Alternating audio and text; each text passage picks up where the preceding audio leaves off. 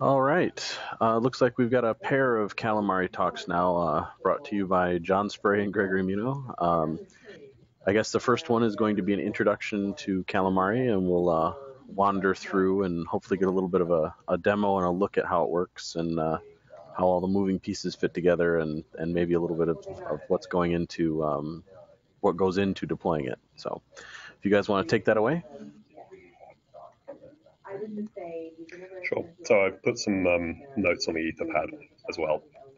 Does everyone have a link to that, or should I paste it? It should be in the wiki doc, but you can also throw it in the chat. All right, I'll just put that in IRC. Yeah. So that's some sort of development topics. I do actually have a little overview slide here, so I'll just share my screen and it'll hopefully give us the terminology for what follows. Is that coming through okay? Yep. Cool. So from top to bottom, Calamari clients is the JavaScript user interface. So that runs in your browser and talks to a Calamari server over HTTP. So that's talking to the REST interface. Apache acts as the front end to everything running on the Calamari server. I should just also point out that in this context, Calamari server is a separate server. It's not one of the mons. It's sitting external to the Rados cluster. And then behind Apache, we have Graphite for time series data. That's a pretty well-known third-party package. Calamari REST is the Python module that actually implements the Calamari REST interface, and Calamari Web is another Python module which is just responsible for serving the static files for Calamari clients. Behind Calamari REST, we have the only component of this that has a truly silly name, which is Cthulhu, and that's the sort of business logic engine that's responsible for doing things like running remote operations and checking their progress, and that sits on top of Saltmaster. SaltStack is a provisioning orchestration system, Puppet. It was chosen for Calamari because it has particularly nice integration with Fusion capability in its messaging bus. So we're not using it in the same way that a user would use like Ceph recipes of the system. We're using it as a message bus primarily. That component talks remotely to its counterpart called Salt Minion, which runs out on the Ceph servers, is essentially the agent for Calamari. And we have a module that's specific to Ceph that runs inside the Minion, and that talks to the Mon cluster, and it also talks directly to the services. So the interfaces between Calamari and Ceph are essentially the var run Ceph directory, where we talk to the socket of each service to learn about its local status, and then librados, where we talk to the Mon cluster to learn the sort of consensus state of the system. So those are the components of Calamari.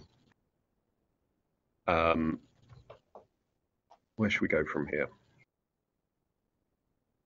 A couple quick questions. Mm-hmm. While we're here, so on the whole Graphite component and Whisperdy or whatever, where all the stats are being aggregated, that it's currently all intended that all lives on one host. So you have all of the real-time information, whatever is being fed back to one data repository. That I guess Carbon is acting as the warehouse for that. Yeah. So Graphite can be scaled out. That currently that would be an exercise left to the reader. If they wanted to do a scale-out Graphite deployment and sit Calamari on top of it, they totally could do that. Mm-hmm. However, Graphite has some pretty nasty performance problems compared with some other ways of storing time series data. So in the long run, I think we might be more interested in looking into other ways of storing that data rather than Graphite. I'm a little bit of a fan of DB, which is a new but not very mature yet time series database. But in principle, the idea is that the time series database is external to Calamari, and we can switch out a different time series database, and it can be scaled horizontally without needing to do that whole piece for Calamari itself. And that's something that the Diamond agent that's collecting it can be savvy about, as far as it's not specific to Graphite.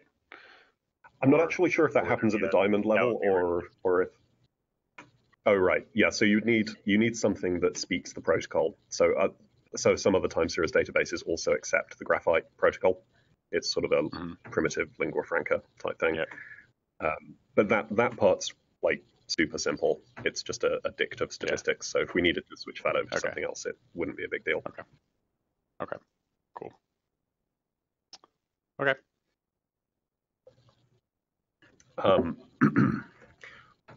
There are a couple of kind of frequently asked questions here. One is, how does this relate to Ceph REST API? And does it replace it? Is it deprecated? That kind of thing. Clearly, there is a bunch of overlap, but at the moment, we're not saying one has to replace the other necessarily. The key difference is that Ceph REST API runs directly on a mon, and it exposes the exact same command set as the Ceph command line interface does. So the Ceph REST API package is basically, it's the command line over an HTTP connection, whereas Calamari is something much kind of bigger and broader than that. But it would be nice to converge them. So I'm interested in doing a lightweight version of Calamari, which just exposes the API and doesn't have some of the more heavyweight dependencies. And if we want to get rid of that redundancy between those two APIs, that would be the roadmap to doing that. And that might be interesting more generally for people as well. If you don't want to have a separate Calamari server, if you want to run it directly on a mon, then the code's pretty flexible, and you can actually run it without a database. You can run it without Graphite. You can even run it without Salt, just about on my development branch. So we're not married to Salt. So that's another frequently asked question. Can I run it with Puppet? Can I run it with Chef? And those things don't serve as drop-in replacements for Salt because they don't provide message buses the way Salt does. But you can be configuring your system with your configuration platform of choice, and then hack Calamari to just use SSH for remote execution or something like that. So, and that wouldn't be a huge deal to make it do that if anyone needed to.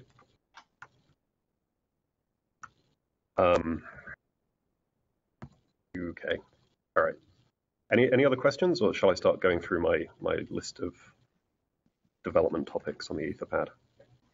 I guess my big thing is just a number of people have come in with questions about deploying Calamari. What are we looking at in terms of simplification of the deployment? Are we looking at packaging or rolling it into Ceph deploy more, or what's the plan?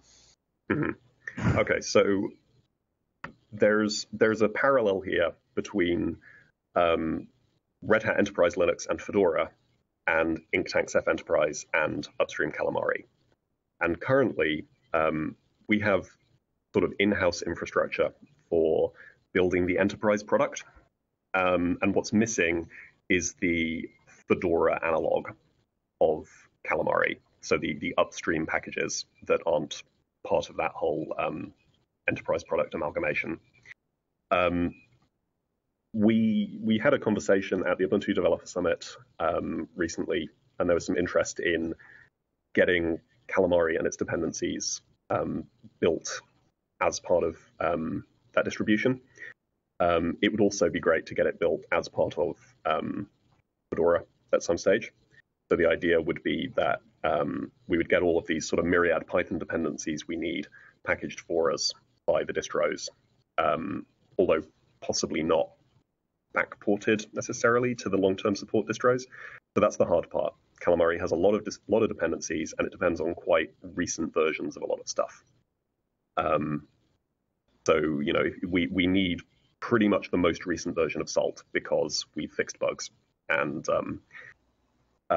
getting that on things like Ubuntu Precise or CentOS 6 is pretty challenging. So mainly we're looking for help from the community to help us do that, both help with packaging and testing Calamari, and also help with from upstream distro maintainers to get the dependencies of Calamari available in the distros so that we can streamline the packaging. Because currently the packaging of Calamari server is rather monolithic. It builds a Python virtual env with a lot of the dependencies inside it. And that was done in order that we could pick it up and run it on old distributions that don't have the more recent dependencies. But when you package something that way, it's not going to pass muster with package maintainers from upstream distributions, right? Yeah, they won't let a package like that into a distribution because it just breaks all the rules. So there's kind of a need to meet in the middle there. Our packaging needs to be cleaner, and any distros we want to run on need to have more recent dependencies for us as well. And as for the actual plan, there isn't a plan as such. There's kind of a vision of how that should work, but we're putting it out there, and we're looking for help with that, really.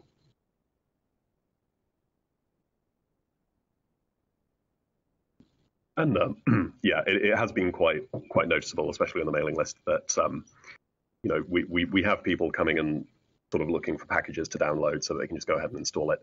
And at the moment, you can install it, but you have to build your own packages. And that was a result of our decision to open source it as soon as possible.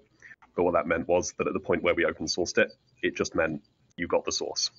It didn't come with the whole sort of user-facing side of it. It's very much a developer-facing release.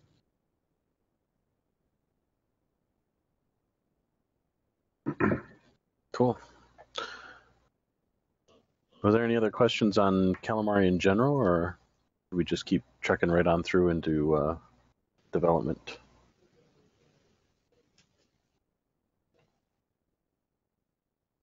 Oh, and I should add that there was a webinar on Calamari this morning, which has more of a user-facing view, and we're probably going to be following that up with a video of a demo of the user interface at some point, just to make that more accessible for people if they need to see it. I mean, keep in mind, we do have a half an hour for both the intro and the development. So if you wanted to run through the user-facing stuff, I mean, even just a quick breeze through the webinar, that might be actually very helpful. Okay, sure. I have it right here. All right. I don't know if screen sharing is going to... It made your connection go all choppy last time, so I don't know. Oh, did it? Yeah. What would be a good alternative? I'm trying to see here. Well, we can try it again. If it gets too choppy, you can drop me the slides and I'll share it or something. Okay. Actually, I'll just email them to you now because my connection has been a bit patchy today. Possibly screen share, but turn off your video cam, John. There you go. No, that's a good idea. I'll try that.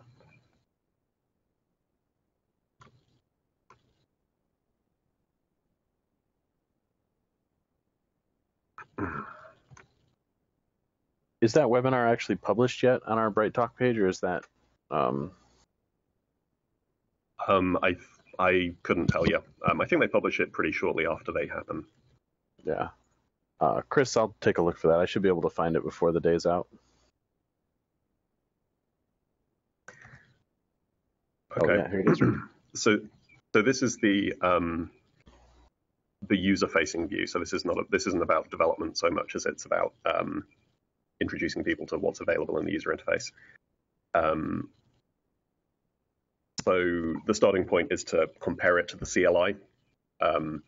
You get a lot of nice detail from the CLI, but it's not so easy to make sense of at a glance, especially if you're not an expert on Ceph.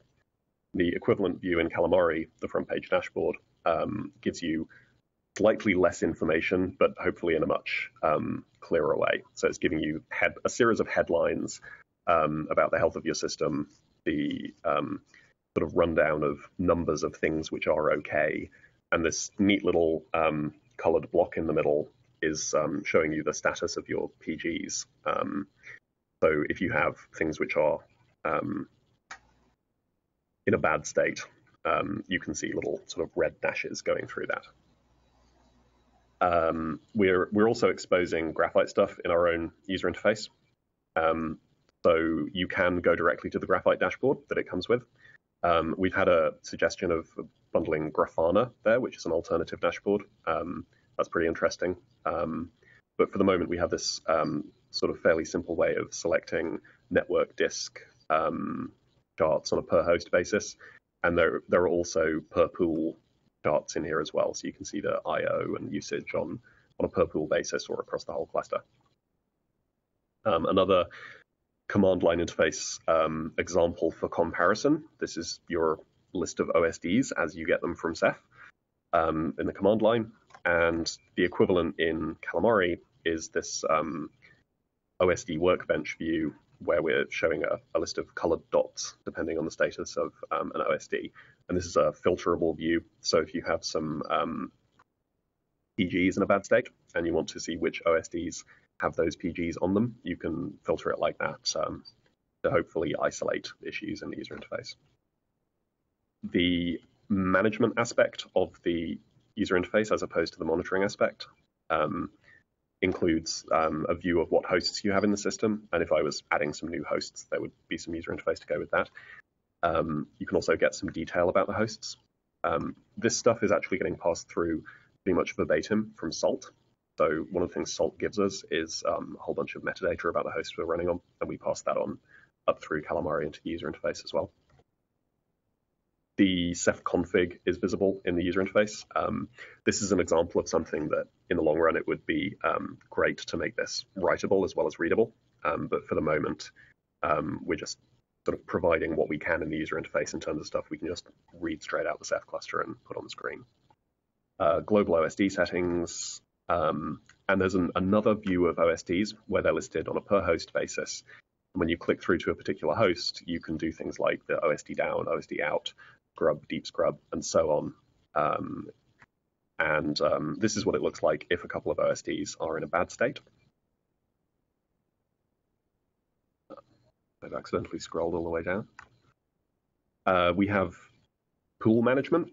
So you can see that the focus here is on RADOS management specifically. There isn't anything RBD or RGW exposed in Calamari yet, but it would be really great to add that. And the architecture is designed to accommodate that by letting you write additional sort of small Python services that run on the back end. So the REST API code calls through to this backend service called Thilu via 0RPC. And the idea is that when you wanted to add RBD support to Calamari, you would write a peer to that service for managing RBD, and it would expose an RPC interface to the REST API, and it would then call down into Salt's remote execution layer to go and do whatever it needed to do out on the cluster. And so you'd have another service for RBD, you'd have a service for RGW, and they're sort of a little bit analogous to the monitor classes that you have within the Ceph mon, that you have per subsystem one of these services. And they expose RPC up and Salt down. So you can edit pools. There's a little bit of smart auto-choosing of the number of placement groups in a pool that goes on here as well in the user interface. And the Ceph-W view is visible in the user interface as well. That's an example of something that's kind of low level. We don't really want it to be front and center, but that it's no problem to just expose that verbatim. It's a pretty easy thing to add. So the rest of this deck is waxing lyrical about how wonderful the REST API is. But really, it's just a kind of an example of what we mean when we say REST API, that you have the address of a resource at the top where we're referring to something by the cluster FSID and the object type. So it's the big long UUID/OSD will give us a list of OSDs. And most of this data is similar to or directly taken from the content of the OSD map. But we also have the opportunity to be a little bit cleverer and fuse information from multiple sources together. So for example, if you go and look at the servers in the Calamari REST API, they will not only tell you what services are running on a given server, but they'll go look at the front-end, back-end OSD addresses, resolve those to network interface names, and tell you what the front end and back end network interfaces are on a server. And what that lets you do is go look up the statistics for those network interfaces from Graphite. And the upshot of that is that you can have a nice, you can very easily, using that API, write a nice user interface page that shows you front end, back end network bandwidth per host. I have a piece of example code for building a user interface like that I keep meaning to share, and I'll do that soon. So the Calamari API, this comes back to the difference between the Calamari API and Ceph REST API. That while the Ceph REST API was a direct proxy to the Ceph CLI, the Calamari API is by design a much higher level thing. So rather than just passing through like a pool creation command, we execute that command, and then we also monitor the resulting PG creations and wait for the PGs to be in a good state, and then finally tell you that the command has completed. The idea is that if you're a system integrator and you have an external system that wants to provision some logical storage within Ceph and then start using it, you want that higher level view of not just telling the user, hey, I updated the OSD map for you, but telling them your storage is ready to use. So the idea is that both views are useful, right? The low level view and the high level view. And Calamari leans toward the high level view. The API has its own documentation that's all on calamari.readthedocs.org. So that's built using Sphinx, which is the same tool that's used for the existing Ceph documentation. So that's all built directly from the Git repository. And the sort of user-facing take-home from all of that is that the integration of Ceph with other systems and with your own dashboards and user interfaces is now supposed to be really easy. So the REST API is aimed at making it easier and more accessible and cheaper to go and write interesting tools around Ceph than it otherwise would have been. You've already seen this diagram. And the technologies used in Calamari are principally a Python backend and a JavaScript frontend. And on the backend, we're using SaltStack, Graphite, the Diamond statistics agent. ZeroMQ is used pretty heavily. So ZeroMQ is what sits underneath Salt. And we are also using a library called ZeroRPC, which is based on ZeroMQ for RPC between services in the Python side of things. And we have a PostgreSQL database, but it's a key design choice that it is not in line with any business logic in the system. So it is just purely used as a persistent store of the state of the system so that when you restart a Calamari server, it picks up where it left off. So you can actually switch the database off entirely and Calamari continues to work. It just has to redetect your cluster the next time that you restart the server. That's worth noting as well, actually, that you don't tell Calamari add this Ceph server you don't tell it add this Ceph cluster or add this Ceph service. You just tell it about your servers and you install the software on the servers. And from that point onwards, Calamari will detect your clusters and start talking to them and detect your services. So it's actually really easy to reprovision a Calamari server by just completely blowing it away. And if you install a fresh copy for whatever reason, it'll just redetect everything. And the downside to having all of these wonderful dependencies, which save us so much work, is that the packaging situation is fairly involved. And the hard part of packaging Calamari isn't packaging Calamari. It's packaging all of Calamari's dependencies across all the different distros that people might want to run on. When it comes to extending Calamari, a core idea is that we're not so much in the business of creating plugin interfaces. What we want to do is use ones that already exist. So if you want to get additional time series data, you can write an additional Diamond plugin. If you want to have additional remote execution capability, you can write an additional Salt module. And then once you have that code out there on the system, you can write these new small Python services within the Calamari server, which call out using the Salt message bus to your remote code, and then expose that up into the REST API. And the REST API has a very natural means of extension that everything is a URL namespace, everything is a URL path. So you can, if you have a Acme subsystem that you want to expose, then you just go ahead and create a /Acme directory, as it were, in the REST API. Extending the user interface is a little bit more challenging because it requires some kind of flow and integration between different parts of the user interface. But there is a path to doing that, which is that the distinct parts of the user interface are implemented as separate apps, at the risk of using a buzzword. So the part that does the management and the part that does the monitoring are separate apps. And if you wanted to, for example, add something that handle RVD or RGW, you would go ahead and implement that as a separate app. So that you could, for the most part, talk to your own bits of the REST API in your own app and not worry too much about fitting in with the rest of the application if you didn't want to or need to. There's a couple more slides here, but actually one of these is about today and where we are right now. Okay, any questions about that? Looks like we have a little discussion about the ability to delete pools. Okay, so I think the question is about role-based access control and making it safer so that people don't have the ability to delete pools. Yeah, kind of or just harder. Right. Is, the real topic is around when are we going to get to the idea of different roles and different permissions and organization. Yeah, I mean, it's doing role-based access control systems for user interfaces is something that is often asked for, but it's relatively far outside the sort of core function of what Calamari is for. Calamari is not about managing complicated systems of user accounts. It's really about dealing directly with Ceph.